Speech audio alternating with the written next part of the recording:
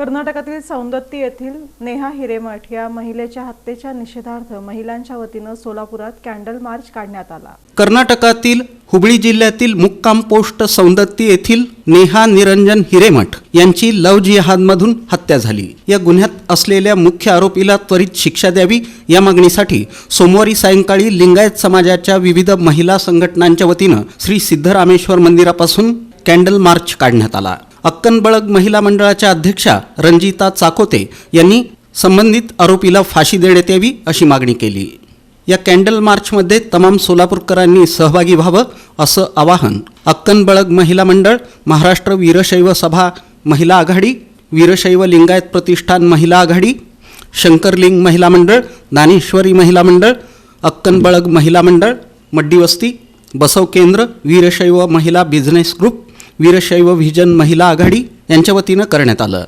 या कॅन्डल मार्चमध्ये माजी महापौर शोभा बनशेट्टी यांच्यासह महिला मोठ्या संख्येनं सहभागी झाल्या होत्या। सिद्धेश्वर मंदिरापासून डॉक्टर बाबासाहेब आंबेडकर पुतळ्यापर्यंत हा कॅन्डल मार्च काढण्यात आला।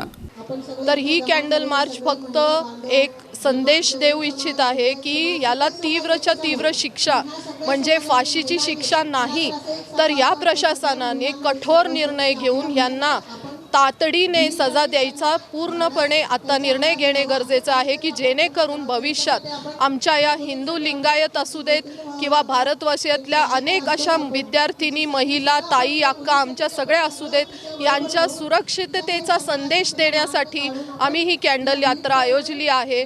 तरी इथून पुढे मी या प्रशासनांना निवेदन करू इच्छित आहे की तुम्ही लवकरात लवकर याची कठोर कारवाई करून या फयाजला अतिशय कठोर शिक्षा देऊन इथे आपल्याला सगळ्यांना, सगळ्या महिलांना ही श्रद्धांजली नेहाला खरी द्यायची आहे। ती तेव्हाच संपूर्ण होईल। त्या ज्या कर्नाटकात घडलेले ज्या लोक आहेत ते घडवले प्रथमतः त्यांचे मिशन या ठिकाणी व्यक्त करते आणि मला असं वाटते की नेहाला हे श्रद्धांजली अपूर्ण आहे। जोपर्यंत मला आपण शिक्षा देत नाही, त्याला इन्फॉर्मेट करत नाही, तोपर्यंत हा आंदोलन श्रद्धांजली असं ಪ್ರೇಮ ಮಾಡಿ ಇದೆಂತದ ಒಂದು ಪ್ರೇಮ ಬಿದ್ದಿರಬೇಕು, ಎಷ್ಟು ನೀಚ ನೃತ್ಯ ಅವನು ಮಾಡಿರಬೇಕು, ಅವನು ನಿಜವಾಗ್ಲೂ ಮನುಷ್ಯ ಅಲ್ರಿ। ಅವನು ಭಾಳ ಇಷ್ಟು ಕ್ರೂರ ಹತ್ಯೆ ಮಾಡಿ ಇಂಥ ಕ್ರೂರ ಹತ್ಯೆದವನು ಹಿಂಗೆ ಬಿಟ್ಬಿಟ್ವಿ ನಾವು ಸಮಾಜದವರೆಲ್ಲ ಅಂದ್ರೆ ಮುಂದೆ ನಮ್ಮ ಪೀಳಿಗೆ ಬಹಳ ನಾವು ಇದನ್ನ ಮಾಡ್ದಂಗೆ ಆಗ್ತದೆ।